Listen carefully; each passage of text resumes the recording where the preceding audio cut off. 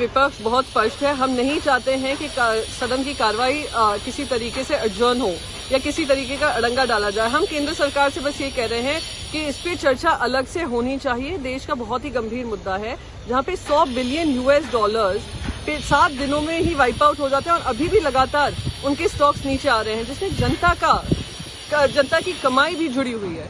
एक बात वो है। दूसरी बात ये है कि बहुत ही clear open and shut case है जहां पे मॉरिशस बैक्ड कंपनीज सिर्फ एक ही ग्रुप में, एक ही समूह में पैसा डाल रही थी और उसके स्टॉक प्राइसेस को बढ़ा रही थी।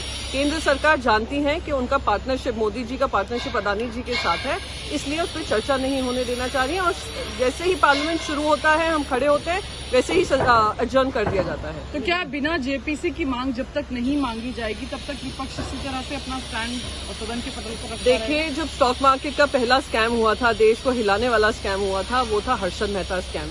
उसमें जेपीसी गठित हुई थी। उसके बाद सेबी को एक स्टैट्यूटरी बॉडी करके रिकग्निशन मिला था। फिर वापस से स्कैम हुआ था केतन पारेख स्कैम, और उसमें एग्जैक्टली यही दिक्कतें थी। Stock over pricing, stock manipulation, दूसरे देशों से पैसा डलता था, स्टॉक के प्राइसेस बढ़ाते थे और फिर उसको डंप कर देते मार्केट में। जो पिसता था वो आम जनता का पैसा पिसता था, रिटेल इन्वेस्टर्स का पैसा पिसता था। उस पर भी जेपीसी हुई थी। पर इस समय जेपीसी क्यों नहीं गठित कर रहे हैं, उससे स्पष्ट है कि ये पार्टनरशिप डील चल रही है सरकार की इस ग्रुप के साथ। Ma'am, one more question. ये union finance minister has said that the opposition is not allowing the house to work. Actually union finance minister के साथ प्रॉब्लम ये है कि वो सिर्फ अपनी बातें करना जानती हैं। वो समझ नहीं रही हैं कि विपक्ष भी कह रहा है कि हमें चलना है, पर हमें बजट से जोड़कर नहीं करना है, इसको अलग से मुद्दा बनकर डिस्कस करना है। जो ब्लॉक कर रहे हैं वो सही मायने में केंद्र सरकार ही कर रही है, क्योंकि इनके पास जवाब नहीं है।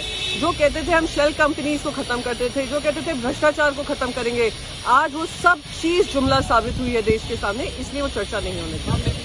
अपोजिशन में यूनिटी नहीं है। टीएमसी जो एक प्रमुख घटक है अपोजिशन का, वो कह रही है कि हम चर्चा चाहते हैं, हम डिसरप्शन नहीं चाहते हैं। देखिए, ऐसा है जो देश के हित में है, और देश के हित में ये है कि आम जनता का पैसा जो LIC, SBI के माध्यम से है या रिटेल इन्वेस्टर के माध्यम से है, वो जिस तरीके से रातों रात नष्ट हो जाता है, कौड़ी के भाव उनका दाम हो जाता है, उस पर सदन पे चर्चा जेपीसी के माध्यम से, एक तो जेपीसी बनना चाहिए और सदन में चर्चा एक सेपरेट सब्जेक्ट होनी चाहिए। अगर वो नहीं करने देना चाह रहे, वो उनकी चॉइस है, उनकी मजबूरी हो सकती है, पर जो आज देश की जनता के साथ खड़ा है वो जेपीसी की मांग करेगा।